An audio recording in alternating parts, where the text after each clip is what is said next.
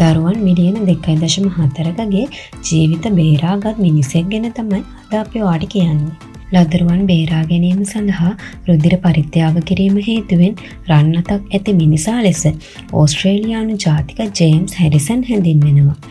හැරිසන්ගේ රුධිරය මේ තරම් විශේෂ වුණේ ඒ තුළ ඇන්ටි-DNL සකස් කිරීම සඳහා අත්‍යවශ්‍ය වූ ඉතාම දුර්ලභ හා වටිනා ප්‍රතිදේහයක් අඩංගු වීම නිසායි.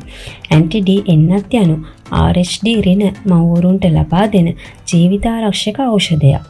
මෙම ඖෂධය ලබා නොදුන්නොත් ඔවුන්ගේ රුධිරය ඔවුන්ගේම නූපන් ලදරුවන්ට පහර දීමේ අවදානමක් ඇති කරනවා. මවකගේ සහ ලදරුවෙකුගේ රුධිර වර්ග නොගැලපෙන විට මෙම රෝගය ඇතිවන අතර එම නිසා ගබ්සා වීම, මලදරු උපත් සහ වෙනත් සංකෝලතා ඇතිවිය හැකියි. 1960 ගණන්වල ඇන්ටි-D ප්‍රතිකාරය හඳුන්වා දීමෙන් පසු මව්වරුන් සහ ලදරුවන් තවදුරටත් HDFN-හි අහිතකර ප්‍රතිඵලවලට මුහුණ නොදේ. එකම ගැටලුව වන්නේ හැරිසන් වැනි පුද්ගලයන් සහ ඔහුගේ රුධිරය දුර්ලභ වීම.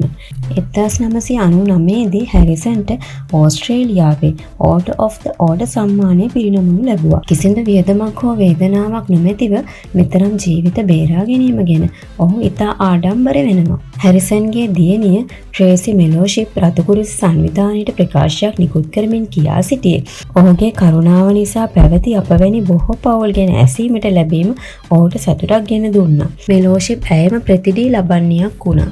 හැරිසන් ප්‍රථම වරට 1954 දී රුධිරය පරිත්‍යාග කළ අතර සති දෙකකට වරක්වත් දරුවන් වෙනුවෙන් ලේ පරිත්‍යාග කිරීමක් අතපසු නොකළ බව වාර්තා වෙනවා. ඔහුගේ අවසාන පරිත්‍යාගය 2018 දී සිදු වුණා.